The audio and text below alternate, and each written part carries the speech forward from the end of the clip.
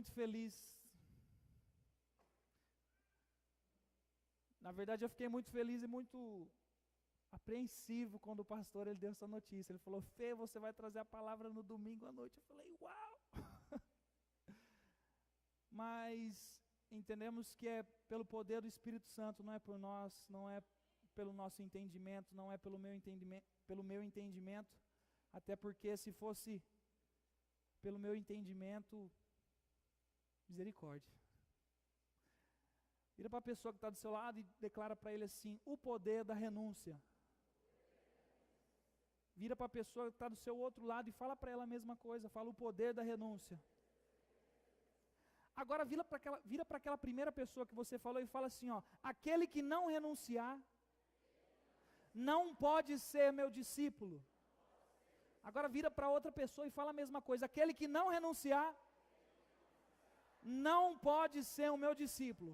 Agora você vai dar um grito bem forte: disse Jesus! Não fui eu que falei, foi Jesus.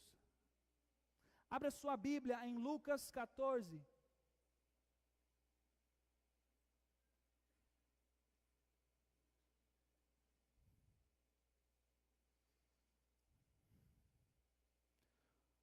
Eu já trouxe essa palavra já no culto Vibe.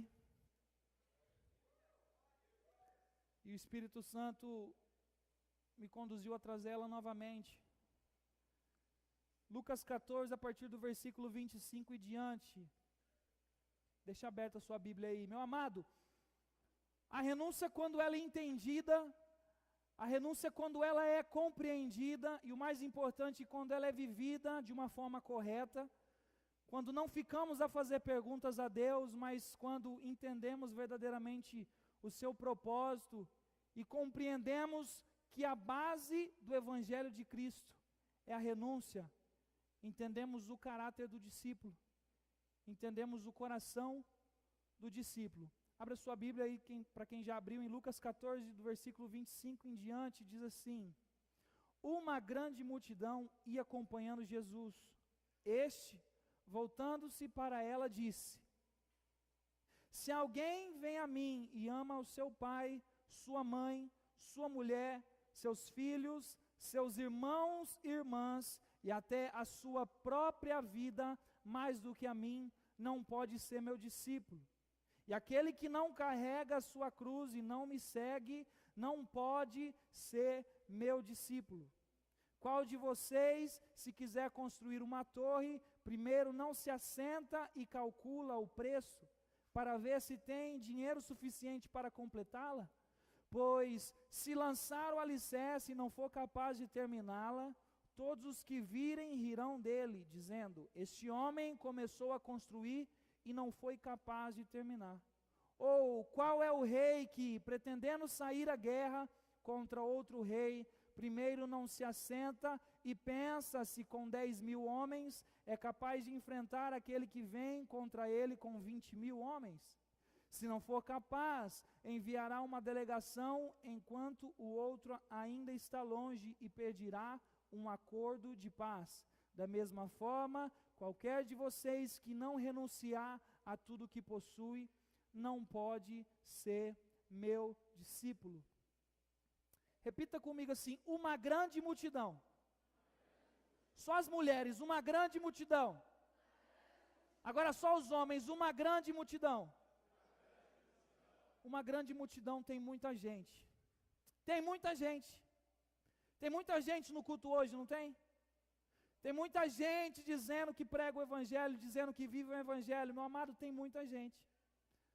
Jesus, ele percebeu que havia muita gente, do mesmo jeito que havia muita gente naquela época, também há muita gente hoje. Tem muita gente, hoje, foi levantada uma pesquisa que existe agora um novo grupo de pessoas, os evangélicos não praticantes. Olha que bênção. Existem os evangélicos praticantes e os evangélicos não praticantes. Então, tem muita gente. Como que percebemos que tem muita gente? Quando, de repente, assistimos uma luta de vale tudo e vemos lá aquele cara quebrando a cara do outro, e de repente, na hora que o adversário cai lá, desnorteado, ele sai dando glória a Deus.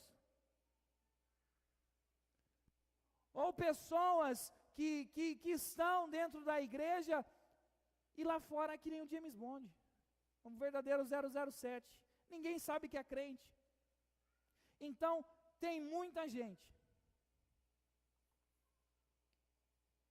Jesus, ele percebeu que havia muita gente, e quando ele virou para aquela multidão, ao mesmo tempo como se eu estivesse caminhando aqui, Jesus estivesse caminhando, e de repente ele olha para trás e vê e fala, cara, tem muita gente.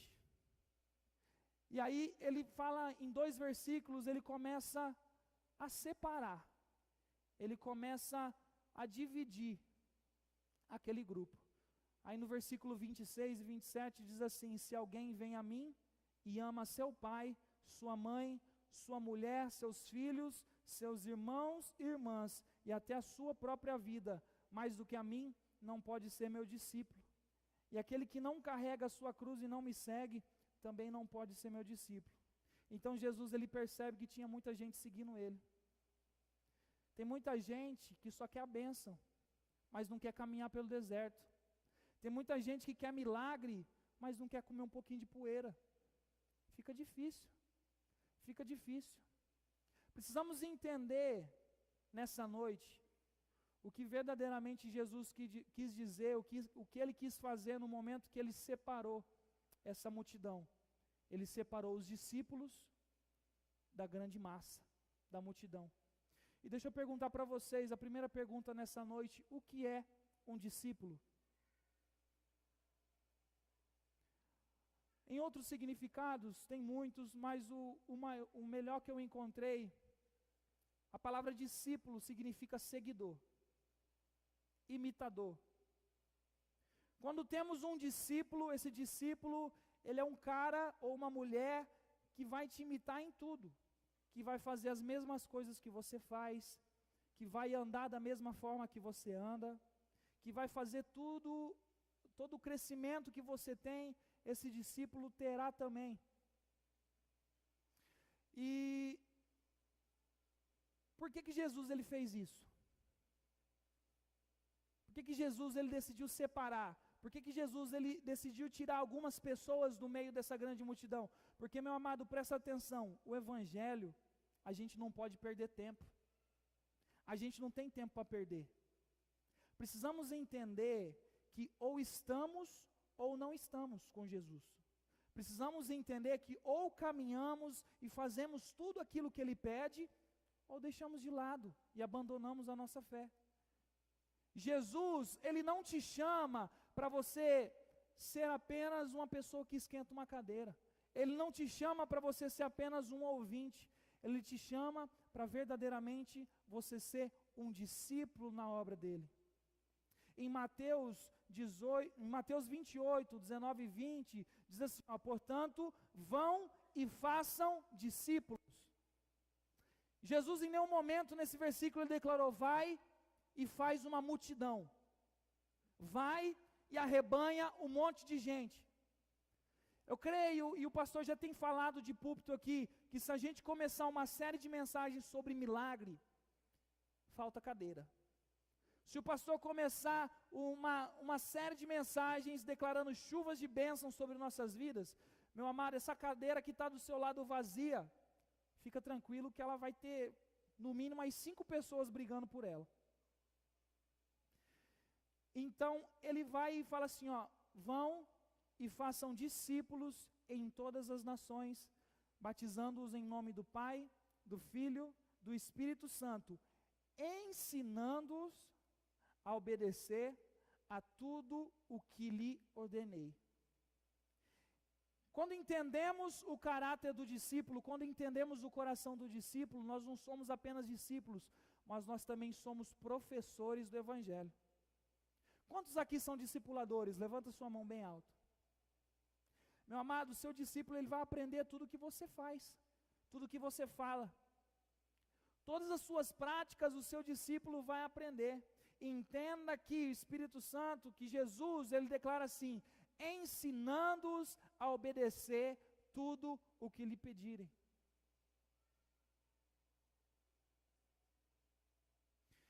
Como que eu faço um discípulo? Sendo um. Precisamos ser discípulos antes de fazer discípulos. Sabe por quê? Eu preciso aprender antes de ensinar.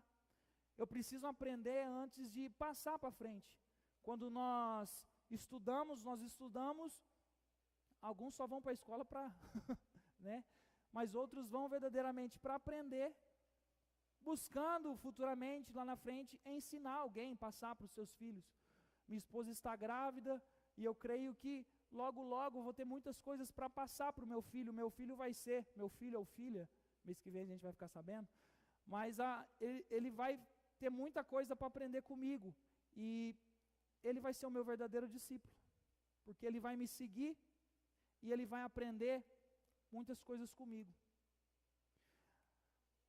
Meu amado, essa questão da renúncia é uma coisa tão forte, é uma coisa que, tipo assim, requer tanto de nós, só que no momento que entendemos essa questão de renunciar, nós verdadeiramente vivemos o melhor, vivemos e consumimos o melhor dessa terra. Em João 17, no versículo 13 em diante, agora vou para ti, mas digo essas coisas enquanto ainda estou no mundo. Isso aqui é Jesus falando, e ele rogando pelos seus discípulos. Então, olha o valor do discípulo, isso aqui é Jesus falando. Agora vou para ti, mas digo essas coisas enquanto ainda estou no mundo, para que eles tenham a plenitude da minha alegria. Meu amado, deixa eu te fazer uma pergunta, por que a gente vê tanto crente triste? Por que a gente vê tanto crente derrotado nesses tempos? Nunca se viu, nesses últimos tempos, uma geração tão omissa, uma geração tão calada, uma geração tão insensível com o Evangelho. E Jesus, ele fala assim, ó, eu rogo para que eles tenham a minha alegria, para que eles conheçam a alegria que eu tenho. E ele continua, dei-lhes a tua palavra, e o mundo os odiou, pois eles não são do mundo, como eu do mundo não sou. Não rogo que os tires do mundo, mas que os protejas do maligno. Eles não são do mundo, como eu também não sou. Santifica-os na verdade, a tua palavra é a verdade. Assim, assim como me enviaste ao mundo, eu os enviei ao mundo. Em favor deles, eu me santifico, para que eles também sejam santificados pela tua palavra. Isso aqui é Jesus intercedendo pelos seus discípulos. Jesus guardando os seus discípulos. Meu amado, precisamos entender uma coisa. Multidão, ela vai receber bênção, vai. Multidão vai ver milagre acontecendo, vai. Nunca se viu um povo que viu tanto milagre como o povo do Egito. O povo que saiu cativo. Nunca se viu tanta bênção acontecendo com o mesmo povo. E era diário as bênçãos do Senhor, os milagres acontecendo. E meu amado, só 2 entraram na terra prometida. Então precisamos entender que multidão vai receber. Multidão vai alcançar. Mas só o verdadeiro discípulo vai encontrar o lugar secreto. Só o verdadeiro discípulo vai encontrar a terra separada. A terra que emana leite e mel. Só o verdadeiro discípulo. Amém? Então deixa eu perguntar para vocês, o que eu faço para ser um discípulo? Pergunta para a pessoa que está do seu lado, o que eu faço para ser um discípulo? 4 coisas que eu preciso renunciar para ser um verdadeiro discípulo. A primeira coisa que nós precisamos renunciar para verdadeiramente caminharmos com Jesus é o dinheiro. aquele que almeja ser rico. Meu amado, entenda que prosperidade na Bíblia nunca foi sinônimo de riqueza. Nunca foi.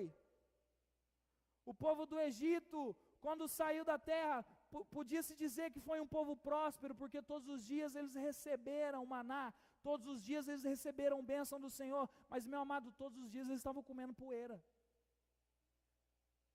Todos os dias, entenda que a bênção na vida deles era as sandálias nunca terem fim, ou as suas roupas nunca se rasgarem. Isso eram as bênçãos na vida deles. Podia-se dizer que eles eram prósperos naquele momento, naqueles dias, mas eles comiam poeira. Então a primeira coisa que precisamos renunciar na nossa vida é esse espírito de mamão. Eu não estou falando, meu amado, eu não estou aqui, meu Deus do céu, eu não estou aqui para você pegar todo o seu dinheiro, toda a sua conta bancária e vir aqui depositar no cofre da igreja. Não estou pedindo isso. Também não estou aqui para vender alguma coisa para vocês. Não estou. A única coisa que precisamos renunciar na nossa vida é esse espírito de mamão, é esse espírito governando a nossa vida. Sabe como que eu falo isso? Eu posso dizer que eu não sou um homem rico, mas eu sou um homem próspero. A minha família não é uma família rica, mas a minha família é uma família próspera. Porque a minha família, todo o tempo, sempre suas coisas foram supridas, todas as suas necessidades, todos os sonhos, todos os planos foram supridos pelo Senhor Jesus. E nós acreditamos nisso. Então nós não somos ricos.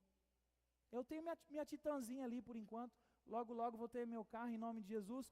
Mas, meu amado, isso não me barra. Nós precisamos parar de ficar procurando o Deus de riqueza. Tem pessoas que vai ler Malaquias 3:10 e só lê aquela parte, fazei prova de mim. Jesus ele fala assim, Deus ele fala assim, trazei todos os dízimos à casa do tesouro para que haja mantimento na minha casa. E ele fala assim, provai-me nisto, diz o Senhor dos Exércitos.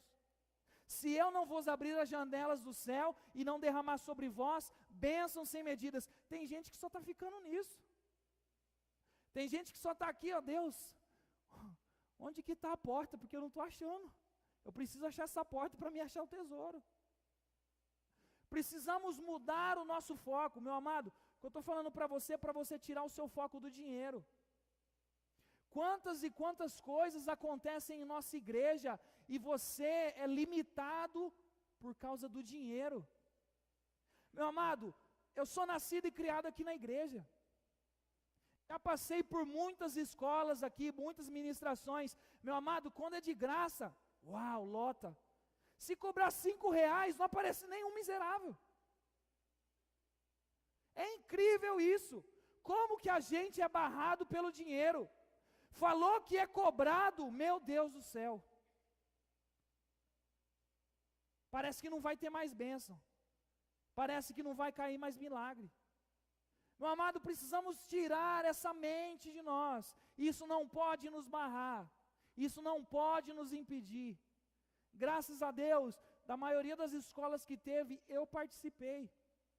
E hoje, pela graça de Deus e misericórdia do Senhor, hoje eu estou aqui.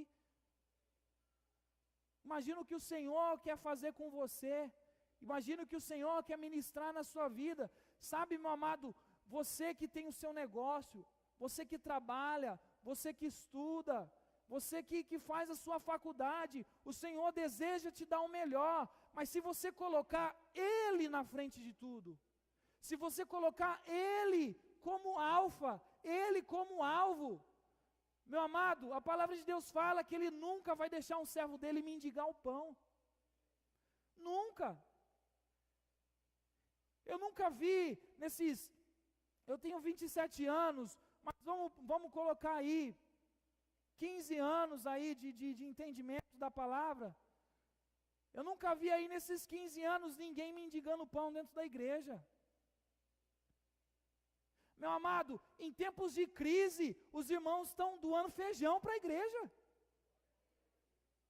Isso é prosperidade. Aplauda o Senhor mais uma vez. Isso é bênção nas nossas vidas. Nunca se viu uma igreja tão próspera, meus amados. Algum tempo atrás, não foi esse mês atrás, nós arrecadamos algumas cestas e eu fui entregar essa cesta. Vocês não têm noção o que é pobreza. Vocês não têm noção. Eu fui, visitei, eu entreguei, a gente pôde ajudar apenas 10 famílias. Gente, você não tem noção a alegria dessas pessoas quando eu cheguei lá com a cesta. Meu amado, entenda que a palavra de Deus é muito boa, mas entenda que se você for falar de Deus para uma pessoa que está com fome, ela não vai te ouvir. O Senhor, Ele tem nos trazido prosperidade, Ele tem nos trazido bênção, para trazer um mantimento à casa dEle. Precisamos trazer recursos à casa do Senhor, precisamos trazer bênçãos para cá, porque daqui essas bênçãos são espalhadas para a nossa cidade, e não é para a nossa honra, não é para a nossa glória, mas é para a glória dEle, é para que o nome dEle seja louvado, é para que o nome dEle seja engrandecido. Agora, meu amado, presta atenção, você fica aí, só no seu dízimo, qualquer coisa que acontece na igreja, você é barrado, você não vem, você não participa. Meu amado, você está vivendo no limite, você não está vivendo você está vivendo a misericórdia, não está vivendo a graça. Você está vivendo só aquilo que Deus, você está derramando, você está devolvendo o dízimo? Não, tá bom, eu vou manter a sua vida. Mas a partir do momento que você começa a ofertar, a entregar de coração, lá em Lucas 20, no capítulo 21, do versículo 1 ao 4, abre a sua Bíblia lá.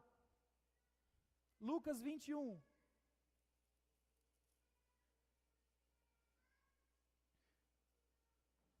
Aí no versículo 1 em diante, Jesus olhou e viu os ricos colocando as suas contribuições na caixa de ofertas. Viu também uma viúva pobre colocar 2 pequeninas moedas de cobre, e disse: afirmo-lhes que essa viúva pobre colocou mais do que todos os outros. Todos esses deram o que lhe sobrava, mas ela, da sua pobreza, deu tudo o que possuía para viver. Agora deixa eu te perguntar, é quantidade? É valor? Não é. É o coração, é aquilo que está no coração, que verdadeiramente, Pai, o que eu posso entregar é isso aqui, E meu amado, deixa eu falar para você, eu particularmente, eu nunca fui um homem de muita riqueza, mas eu não entreguei só isso para Deus, eu procurei entregar todo o meu tempo, eu procurei entregar a minha vida diária ao Senhor. Esse ano eu comecei com um ministério aqui na igreja, mas deixa eu falar para vocês, nem sempre foi assim. Eu também trabalhava e ainda antes de trabalhar, no tempo que eu só estudava, eu lembro que eu e o Tiago Caravante, a gente saía da escola, a gente nem ia para casa almoçar. A gente passava numa EDA, pegava um salgado e vinha aqui ficar ensaiando o dia inteiro. Nós vinha aqui ficar tirando música o dia inteiro, porque a gente fazia parte do ministério de louvor. Agora a gente vê uma juventude que não faz nada e não quer ter um compromisso com Deus e ainda quer bênção. A gente vê uma juventude crescendo, uma juventude que acorda meio-dia, mas não tem coragem de vir numa alvorada de oração. Meu amado, pelo amor de Deus. Nunca se viu, aquilo que eu já falei, nunca se viu uma juventude tão omissa, uma juventude, uma geração tão insensível com a palavra de Deus. Meu amado, deixa eu falar para vocês, quando eu não tinha recurso, eu entregava o meu tempo. Quando eu não tinha dinheiro, eu ficava aqui na obra, eu fazia o que era preciso. Quantas vezes o irmão Adriano não puxou minha orelha aqui? Quantas vezes o irmão Adriano não veio, não deu sermão da montanha na gente? Isso foi para o nosso crescimento, glória a Deus. É por causa deles que eu estou aqui. Agora deixa eu falar para vocês. Agora os pais veem os seus filhos e não tomam uma postura. Falta eu ajoelhar aqui para falar para os pais: pais, mandem os seus filhos para cá. Sabe aquele seu filho que não faz nada, que acorda meio-dia, só te dá trabalho, que te atrapalha de você limpar a casa? Manda para cá. A gente vai ensinar ele a limpar a igreja. A gente vai ensinar ele a limpar o altar, enrolar um cabo. Isso é obra, meu amado. Isso é obra do Senhor. Precisamos entender que se formos fiéis no pouco, sobre o muito Ele vai nos colocar. E meu amado, não fala só de riqueza essa palavra não. Aqui fala do seu tempo diário com Deus. Aqui fala da sua vida de devoção. Aqui fala do seu TSD. Se você for fiel no pouco, sobre o muito Ele vai te colocar. Sabe, meu amado, eu não tinha postura de ter tempo a sós com Deus. Eu não tinha essa prática. Mas quando eu comecei a ter, eu não comecei, 5 horas entregues na presença, não. Eu comecei com meia hora. Depois eu aumentei para 1 hora. E aí fui fiel no pouco. Hoje o Senhor me concedeu muito. Hoje eu fico toda manhã na presença dEle. 8 horas de manhã eu fico orando, jejuando, buscando. Quando dá tempo, às vezes algum dia fica mais corrido, que a gente faz uma visita ou outra, vai atrás de algum irmão, alguma ovelha desgarrada. Mas é sobre o pouco. Se você for fiel no pouco, sobre o muito Ele vai te colocar. Meu amado, se hoje só dá tempo de você buscar o Senhor durante meia hora, logo logo você vai estar buscando Ele durante 1 hora. Logo logo você vai estar buscando Ele durante 1h30, 2 horas. Sabe por quê? As maravilhas que Ele vai derramar sobre a sua vida, você vai aprender a administrar o seu tempo com Deus. Sabe por quê? Você não vai querer parar mais. Já entrando nesse gancho, segunda coisa que você precisa renunciar ao seu tempo. Como está o seu tempo com Deus? Abra sua Bíblia em Lucas 10, aí pertinho. Lucas 10, no versículo 38 até o 42. Caminhando, Jesus e os seus discípulos chegaram a um povoado, onde certa mulher chamada Marta o recebeu em sua casa. Maria, sua irmã, ficou sentada aos pés do Senhor, ouvindo a sua palavra. Lucas 10. Marta, porém, estava ocupada com muito serviço, e aproximando-se dele, perguntou: Senhor, não te importas que minha irmã tenha me deixado sozinha com o serviço? Dize-lhe a ela que me ajude. Respondeu o Senhor: Marta, Marta, você está preocupada e inquieta com muitas coisas. Todavia, apenas uma é necessária. Maria escolheu a boa parte, e esta não lhe será tirada. Como está o seu tempo com Deus? De repente, naquela correria do dia a dia, naquela muvuca, você trabalha, você estuda, à noite você faz algum curso, você não tem tempo com Deus, e você fala assim: Fê, no momento que eu estou indo trabalhar, eu oro. No momento que eu monto na moto, a minha moto é ungida, então no momento que eu monto na moto, eu vou orando até chegar no meu serviço. Meu amado, deixa eu te falar, você não está separando o tempo para Deus. Isso é mentira de Satanás.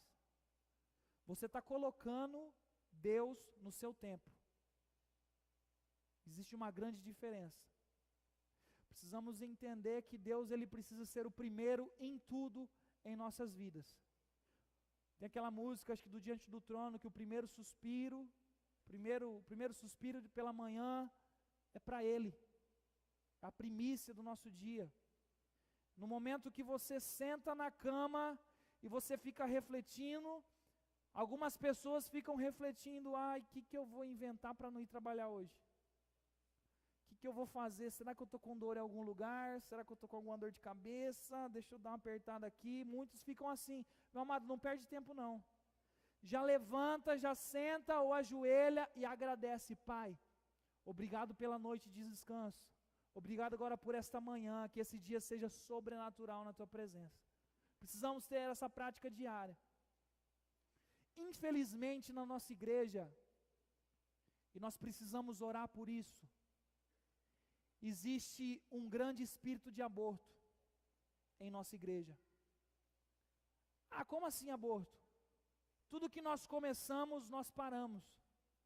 Muitas coisas foram começadas e muitas não foram terminadas. Precisamos quebrar esse espírito. Uma coisa que eu falo para vocês, as alvoradas de oração só não foram cessadas porque elas foram separadas para cada líder por semana. Porque se tivesse a responsabilidade de só uma pessoa, eu garanto para vocês que já teria se findado. Nós começamos tudo muito bem. As nossas alvoradas nós começamos com 20, com 15, as alvoradas do sábado, tinha alvorada que dava 40 jovens, eu falava, uau! Eu falava, meu Deus!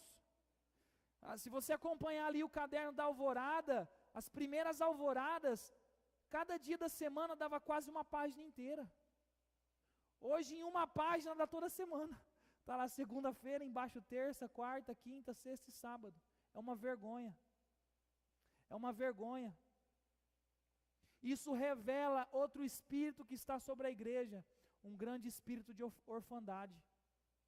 Nós ainda, meu amado, nós não reconhecemos a paternidade de Deus sobre nossas vidas, porque a partir do momento quando reconhecemos a paternidade de Deus sobre nós, nós nos sentimos responsáveis pela obra. E aquilo que antes era orfandade, hoje se torna paternidade em nossas vidas. Sabe por quê? Órfão, ele se sente obrigado. Obrigação é para órfão. Obrigação é para servo. A palavra de Deus fala assim: eu não vos chamo mais de servos, mas agora eu os chamo de amigo. Então, Deus, Ele já deu essa ordem. Ó, esse espírito de orfandade, ele precisa ir embora. Meu amado, precisamos entender, saindo um pouco aqui do assunto, meu Deus, precisamos entender que esse espírito é muito forte. Quantos e quantos líderes hoje na igreja se sentem obrigados em fazerem as coisas? Meu amado, na casa do Senhor nós somos livres. Nós não somos livres? Dá uma glória a Deus para quem é livre. Nós temos liberdade. Nós viemos na igreja no domingo, sabe aquele fardo que a gente recebe a semana inteira? A gente vem aqui, ó, para tirar e colocar diante da cruz. Pai, tira esse fardo do meu lombo. Só que existem pessoas, existem servos, que eles não se sentem na condição de colocar esse fardo na cruz. Pelo contrário, ele vem o irmão e coloca o fardo, ele vai e pega. Pessoas saem da igreja mais pesadas do que entram. Meu amado, a gente é para sair daqui de dentro em paz. A gente é para sair daqui de dentro recarregado, para começar a semana bem, sabe? Para a gente viver o melhor dessa terra, porque a gente não vive o melhor dessa terra aqui dentro. A gente vive, a gente ajunta aqui dentro, mas a gente vive o melhor lá fora. Porque Deus, através de nós, através do nosso testemunho, Ele é louvado lá fora. Agora você chega no seu trabalho com uma cara de cansado, uma cara de derrota. Você chega na escola, meu Deus do céu, está um peso. Precisamos abolir esse espírito de escravidão da nossa igreja. Meu amado, você é livre, você é filho. Entenda que vocês são filhos de um Deus poderoso. Entenda que vocês são filhos de um Abba Pai, do nosso papaizinho. E Ele deseja que vocês encontrem essa liberdade aqui dentro. A terceira coisa que precisamos renunciar os nossos sonhos. Ah, mas como assim renunciar ao meu sonho?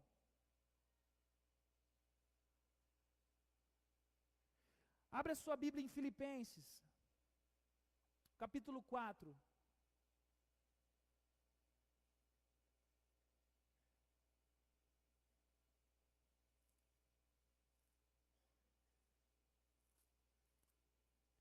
Filipenses capítulo 4, versículos 6 e 7. Não andem ansiosos por coisa alguma, mas em tudo pela oração e súplicas, e com ações de graças prestem os seus pedidos a Deus.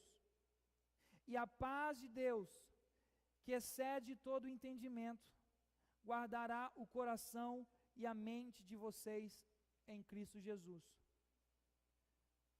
É muito difícil eu falar para você renunciar a um sonho. Ah, mas como que eu vou renunciar a um sonho? Por que isso? A Bíblia fala que Deus é o Deus do impossível, é o Deus das causas perdidas, então Ele vai me dar tudo o que eu peço, mas meu amado, será que verdadeiramente o seu sonho está nos planos de Deus? Será que verdadeiramente os seus sonhos, os sonhos que Deus tem para você?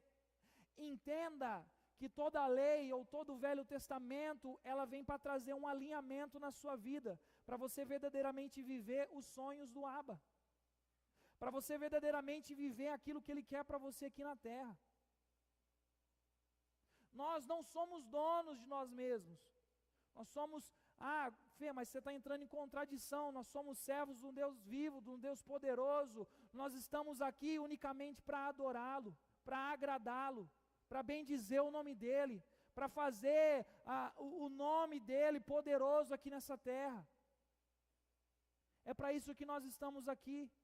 E quando eu falo para você renunciar ao seu sonho, entenda que a renúncia na sua vida não tem que ser uma coisa que vai findar, que vai ser para sempre. Às vezes você pode renunciar por um tempo. Às vezes você pode renunciar, de repente, eu não sei, o sonho da sua faculdade, você pode renunciar por um tempo. Eu já ouvi um testemunho de um homem, um pastor falando que ele não conseguia arrumar emprego nenhum. E vocês às vezes vão achar um pouco engraçado essa história, mas ele não conseguia arrumar emprego nenhum. E olha que ele era um cara esforçado, era um cara trabalhador, mas ele não conseguia. E o pastor deu a seguinte palavra para ele: meu amado, o seu último trabalho, como você fazia? Qual que era a sua carga horária? Eu trabalhava às 8 horas. Às 8 horas diárias. Então, meu amado, eu quero que você, nesse momento, sabe os seus sonhos, você vai deixar eles um pouco de lado. Eu quero que você, nessas 8 horas diárias, você venha aqui e só agradeça. Você venha dentro da casa do Pai e só agradeça. Meu amado, o testemunho fala que ele ficou assim durante um mês, todos os dias. Nos sábados ele ia até meio-dia. E ele vinha todos os dias aqui orar nessas 8 horas, fazia o horário de almoço como se ele estivesse trabalhando, mas na verdade ele vinha aqui só adorar, só agradar. E no testemunho, em um mês, todos os sonhos, todos os planos veio com o trabalho daquela pessoa. Ele conseguiu um emprego acima do que ele queria. Vocês conseguem entender, vocês conseguem compreender que às vezes os caminhos que nós decidimos trilhar não são os melhores caminhos?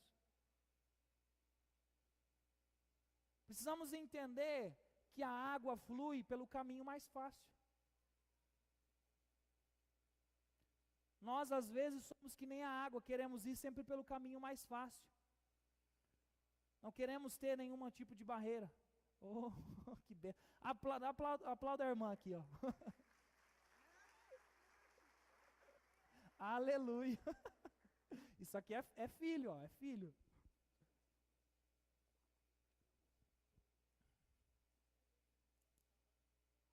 A última coisa que precisamos renunciar, precisamos entender as nossas alianças.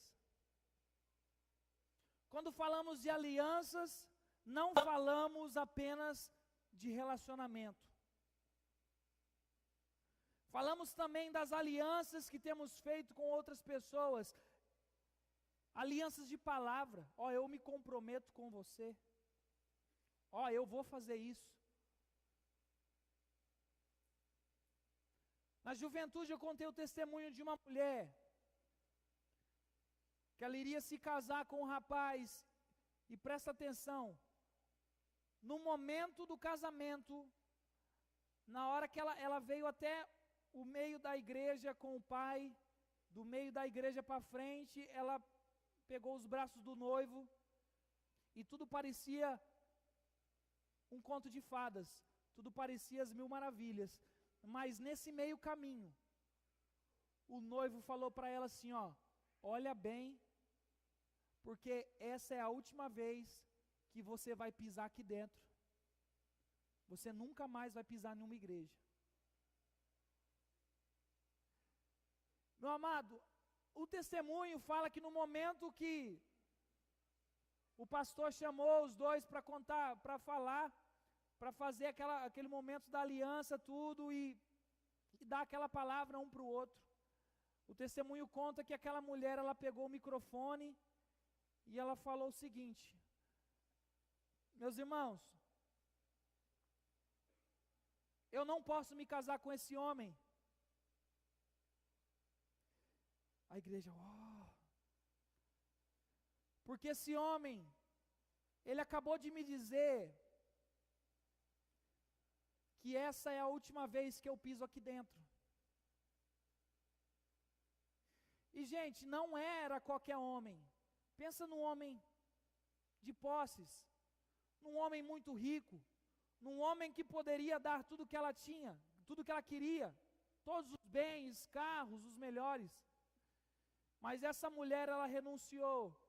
No momento da aliança, ela falou: eu não vou me casar com esse homem, porque esse homem quer me impedir de relacionar com o meu pai. Esse homem, ele quer me impedir de vir à casa do meu Senhor e engrandecer o nome dele. Deixa eu perguntar, você tem pulso para isso?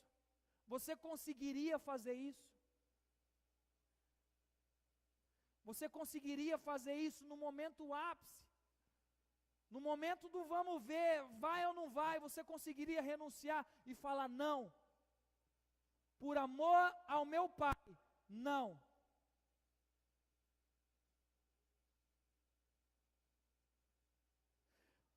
Outro tipo de aliança. Na terça-feira o André trouxe uma palavra sobre o rei Davi. No momento que ele pecou com Betseba. E uma palavra, eu voltei a ler aquele texto e a gente recebeu uma palavra sobre isso. Na questão de aliança. Na questão de abraçar a causa. Meu amado, precisamos ter mais pessoas como Urias. Aqui na igreja nós precisamos ter mais Urias aqui dentro. Não pela questão de tudo que aconteceu, não. Mas entenda que, no momento que Urias ele foi chamado, Urias ele estava lá guerreando. No momento que ele foi chamado, de repente Davi tentando encobrir aquele pecado. Urias ele foi chamado e Davi falou para ele: Urias, vai lá, faz tempo que você está lá na guerra, vai deitar com sua esposa, vai descansar lá junto com ela, vai ficar com ela. Meu amado, a palavra de Deus é bem clara. Urias ele ficou de prontidão na frente do palácio. Sabe por quê? Urias dentro dele falou assim, ó: como que eu posso descansar se a arca da aliança está lá no meio da guerra? Como que eu posso ter intimidade com a minha esposa se os meus irmãos estão lá na batalha, lutando por uma causa justa, lutando por uma causa? Meu amado, como você pode dormir sendo que tem pessoas na alvorada de oração orando? Como você pode ficar na sua casa, no aconchego do seu lar, sendo que tem pessoas vindo aqui na igreja, participando dos cultos, participando de Tadel, crescendo em espírito, em unidade. Precisamos ter mais Urias aqui dentro. Precisamos ter mais pessoas como Urias. Ele falou assim: não, a arca da aliança está em perigo. Meu amado, a palavra do Senhor está em perigo aqui nessa cidade. Nós não temos nos preocupado. Nós somos tão miseráveis que qualquer coisa nos barra. Qualquer coisa nos impede de falar a palavra de Deus. Qualquer coisa nos impede de fazer discípulos. É incrível. É incrível. Eu não vou participar de mais nada, porque a igreja mudou a visão, e eu não gosto dessa visão de células. Meu amado, não precisa estar na visão para você falar a palavra de Deus. Não precisa você ser discipulado por alguém, ou você estar em uma célula, para você ir e pregar o evangelho, para você ir e fazer um discípulo. A gente se apega em regras, quando o Jesus, ele veio para quebrar todas as regras. Ele veio para quebrar tudo. Ele veio falar assim, ó, gente, eu sou o modelo. Vocês podem me imitar, podem me seguir, porque eu sou o modelo.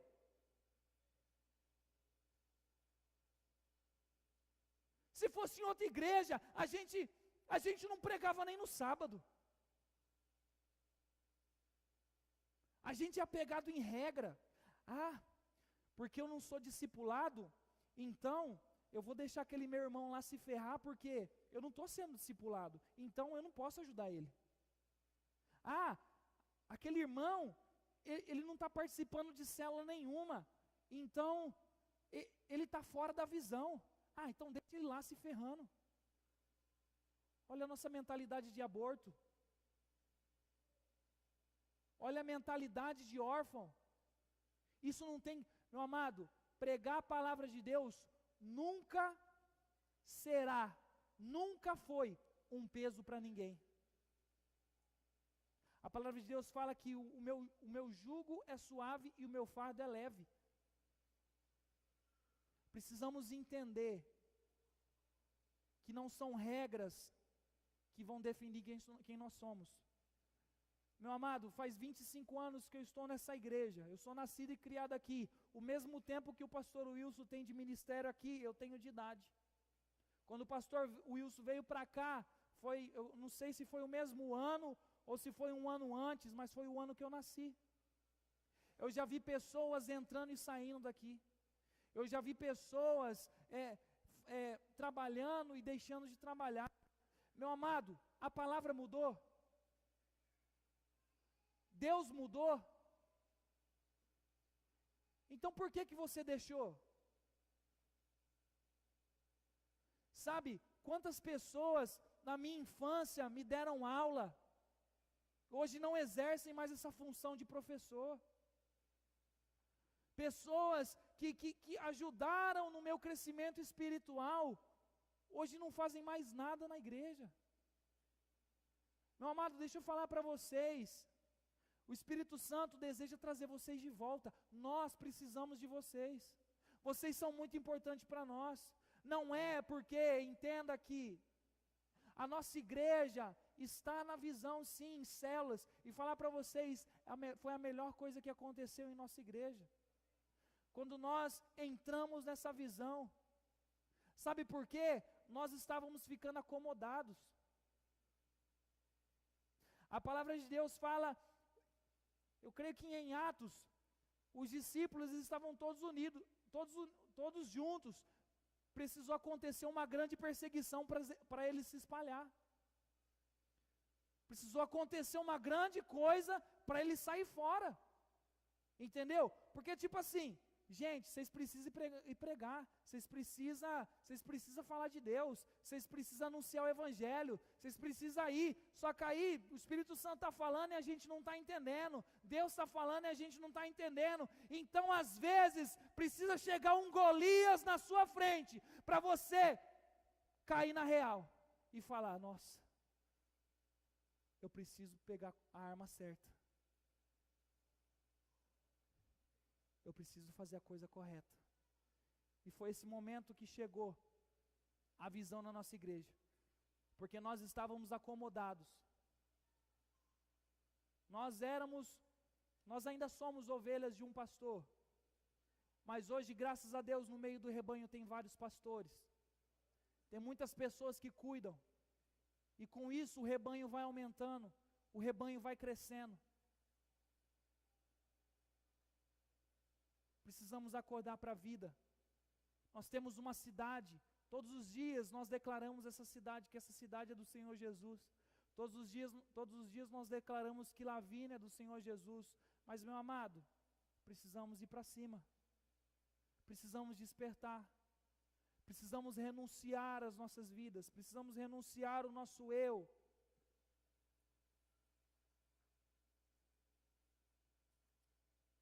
Precisamos renunciar o nosso eu e ir para cima. Precisamos entender que é Ele que nos capacita. É Ele. As armas vêm dEle. Deixa eu te perguntar, Davi, ele estava preparado quando ele foi lutar contra Golias? Meu amado, Davi, ele não aguentava nem a couraça. Ele não aguentava nem a armadura. Quando Saul foi querer colocar a armadura nele, ele ficou assim, ó. Ele não conseguia nem se mexer. É Deus que te capacita. É Deus que te dá a ferramenta certa. É Deus que vai colocando as 5 pedrinhas na sua mão, para você derrubar não um, mas todos os gigantes da sua vida. Se coloca de pé em nome de Jesus. Ministério de louvor.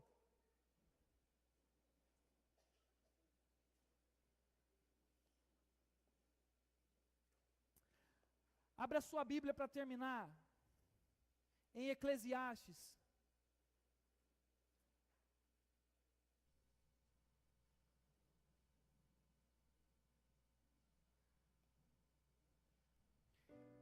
Eclesiastes 12. Eclesiastes 12, aí no versículo 1.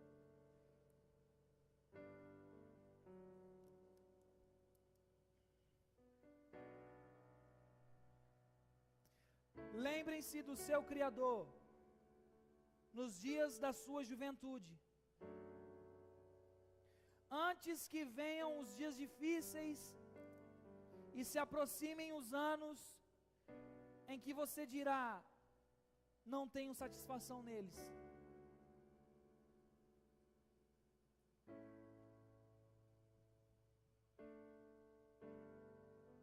Meus amados, feche seus olhos.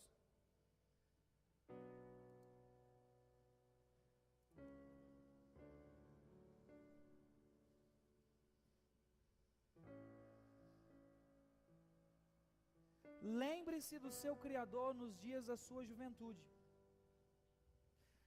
antes que venham os dias difíceis e se aproximem os anos em que você dirá: não tenho satisfação neles.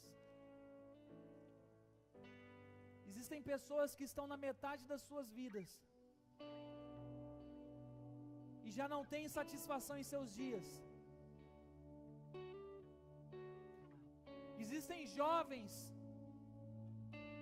que estão começando a sua vida agora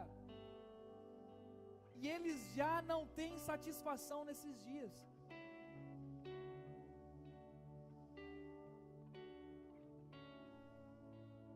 Ah, mas qual é a idade certa? Qual é o tempo certo?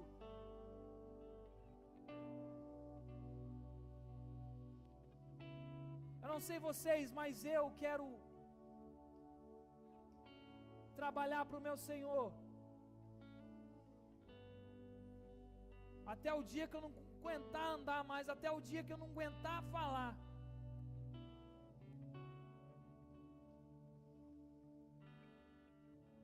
Eu lembro do irmão Antônio Amaro, que ele vinha à frente da igreja todos os domingos pela manhã, velhinho. Muitas vezes a gente nem entendia o que ele estava falando, o pastor às vezes traduzia, mas todos os domingos ele tinha um versículo para trazer para a gente. Todos os dias Ele tinha uma palavra para trazer para nós. Eu quero declarar para você nessa noite que os seus dias de contentamento ainda não se findaram. Você ainda tem muita coisa para fazer para o Senhor. Você tem muita coisa para fazer pela obra, meu amado, você não pode parar. Não fique preocupado com regras. Não fique preocupado com o que as pessoas vão pensar de você. Você tem um Pai. Você tem um intercessor.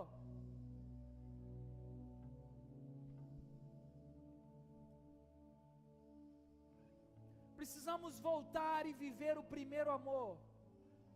Nessa noite o nosso clamor ao Senhor deve ser: Pai, faz de novo, faz outra vez. Sabe, Pai, aquela chama do primeiro amor. Sabe, Pai, hoje eu não faço nada, mas Pai, em nome de Jesus, traga de volta essa chama, traga de volta essa chama que arde, essa chama que me locomove, que me faz andar, que me faz caminhar sobre as águas. Faz de novo, Senhor, traz de novo.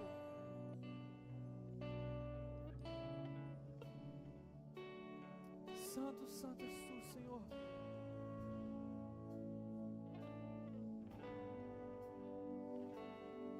Deus, em nome de Jesus, Senhor, começa a pedir para o Senhor fazer de novo na sua vida, para trazer contentamento nesses dias, para mais uma vez. E meu amado, presta atenção, não fica com esse negócio: eu preciso sentir paz, eu preciso sentir paz, eu preciso sentir paz para voltar, eu preciso sentir paz para fazer alguma coisa. Meu amado, Jesus, quando Ele estava indo para a cruz, Ele não sentiu paz. Ele fez uma coisa que era preciso. É preciso você voltar para casa. É preciso você voltar para a obra. Você não precisa sentir paz. Você não tem que sentir paz. A paz você terá no momento do seu trabalho.